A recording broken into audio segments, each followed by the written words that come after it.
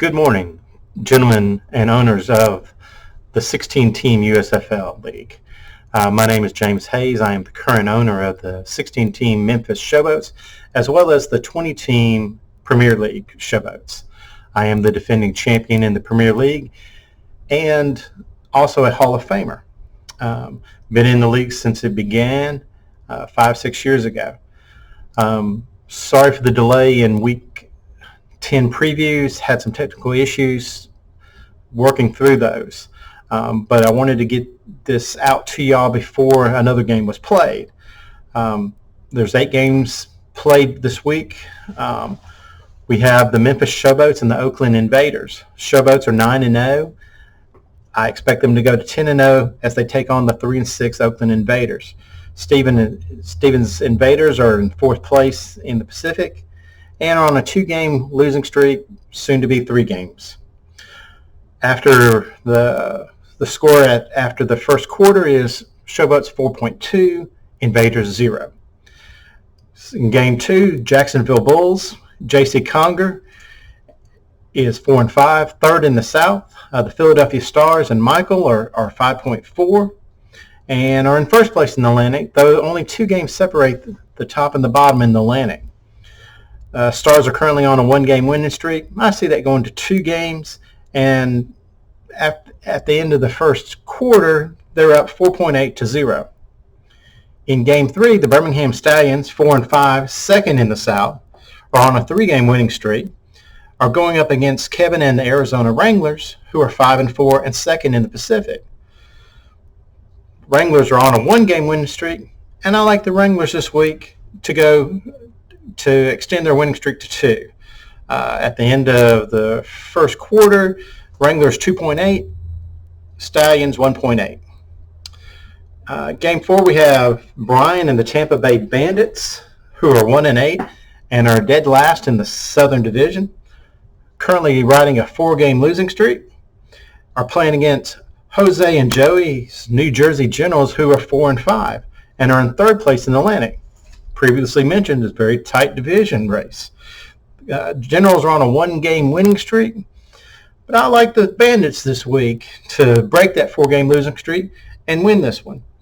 At the end of the first quarter, it's looking good for me. Bandits 3.3, Generals 0. In Game 5, we have the 4-5 Boston Breakers, which is good enough for second in the Atlantic, versus the Pittsburgh Maulers, who are 3-6, which is 4th place in the Atlantic. Now, the Maulers do have a chance to tie in this race, but I like Craig and the Breakers to take this one and extend their winning streak to 2. Darren's losing streak extends to 2 as well. Now, these 2 teams, this is the first of 2 divisional games this week, and they will meet again in Week 12. At the end of the first quarter, Breakers 0.6, Maulers 0.1. Could be a very low-scoring game in this one. Game 6, we have El Briscoe and his son Dante and the LA Express, 6-3, first place in the Pacific, versus the Bill and the Houston Gamblers, who are 5-4, which is 3rd place in the Central. Now, the top 3 teams in the Central Division still have a very valid chance to win the division. 4th place team, the Panthers, will need some help. But a win this week in their division will help their cause. I like the Gamblers this week to take the win over the LA Express. Could be wrong on this one because after the end of first quarter, LA Express 9.7, Gamblers 2.4. So hopefully the Gamblers have a little more in the tank as the games progress. Game 7, Ralph and the Denver Gold, 3-6, third in the Pacific, versus Ian and the Oklahoma Outlaws, who are 6-3 and second in the Central Division. Outlaws are on a 2-game winning streak. Gold are on a 2-game losing streak. I don't think those streaks change. Outlaws win 3 in a row. Gold lose 3 in a row. And at the end of the first quarter, score is tied at 0. In the final game of the week, we have the 7-2 Chicago Blitz Larry's got them in first place in the Central versus Ken and the Michigan Panthers, who are 3-6 and in dead last in the Central. The Panthers are on a 1-game winning streak. Blitz on a 1-game losing streak. I call this the upset of the week.